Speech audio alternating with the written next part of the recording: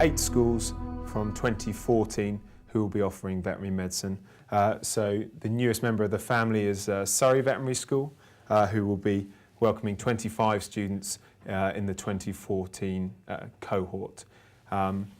With all of us, we are a family, so we all sort of get on, and because veterinary medicine is a small world, we tend to collaborate on a lot of things as well.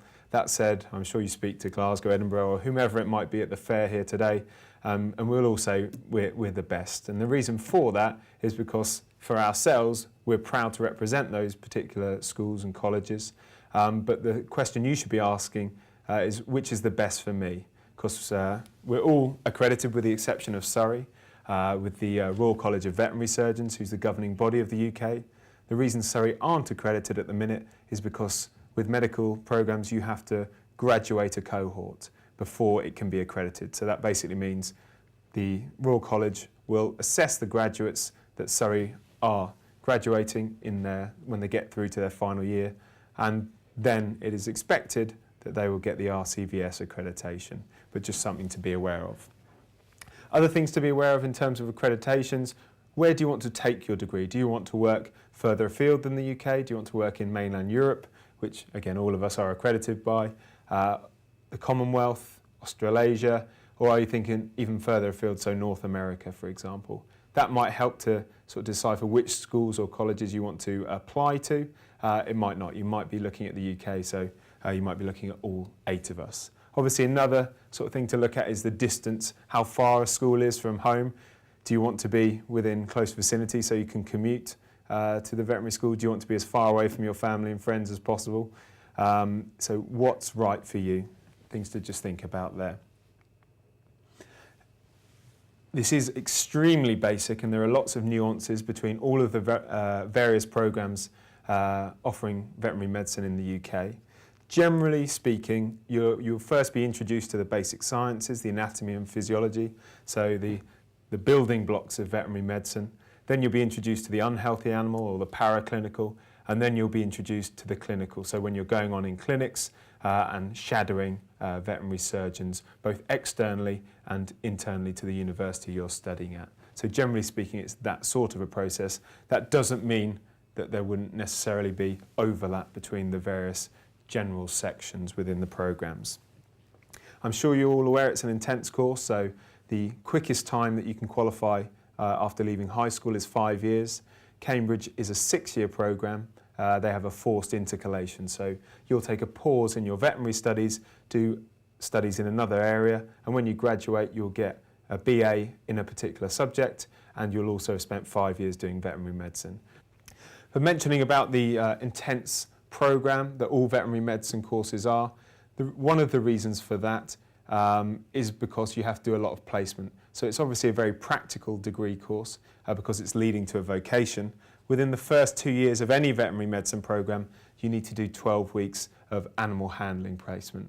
So that will essentially be allowing you to become more familiar with the species before you're going to have to treat them in a clinical situation, and it also allows you that practical element to apply the knowledge you've learned about physiology and anatomy to the actual animals. So you need to do 12 weeks of animal handling, and there are specific requirements that you need to undertake within these 12 weeks, usually during your vacation times, and you have to organise this yourself. In the final 3 years of the programme, you need to do 26 weeks of clinical extramural studies. So what that means is clinical placements outside of the university that you're studying at, and a proportion of this will be in your vacation time. So you're not necessarily going to get the vacations that an English or maths students might have when they have 6 or 8 weeks off during the summer vacation. Realistically, you're going to be spending at least 44 weeks of the year working on your veterinary medicine studies. That doesn't necessarily mean you'll be at the university or college you're studying at, but you will be doing a lot of work outside of, in inverted commas, term time. So as well as being a long course, it's also an intense programme. A lot of you might be sitting in the room thinking, well, I'm interested in small animals or large animals or specifically equine. Within the UK, the Royal College of Veterinary Surgeons asks that all universities graduate Omni-competent veterinary surgeons. So what that means is you're going to cover all of the commonly encountered species. So you're going to focus on cats, dogs and small furries, so hamsters, guinea pigs, gerbils, etc. You're also going to work with production animals, so cows, pigs, might touch on poultry, sheep as well, and equine medicine. So you're going to have to focus on a number of species, and you're going to have to cover that in 5 years. If you compare that with your peers doing perhaps human medicine, they've got one species to cover in 5 years. So hopefully that highlights the wealth of information that you're going to have to cover within the 5 years, and also sort of alludes to the fact that there's constant learning required of veterinary medicine students and veterinary surgeons within the profession. So within the profession, veterinary surgeons need to be doing 35 hours of what is it called CPD or additional learning whilst they're working. So if you're not interested in asking questions and learning about things that really interest you, then consider whether veterinary medicine is the right route for yourself, because not only at this stage, at your applicant stage, do you have to be reading around the subject to impress at interview.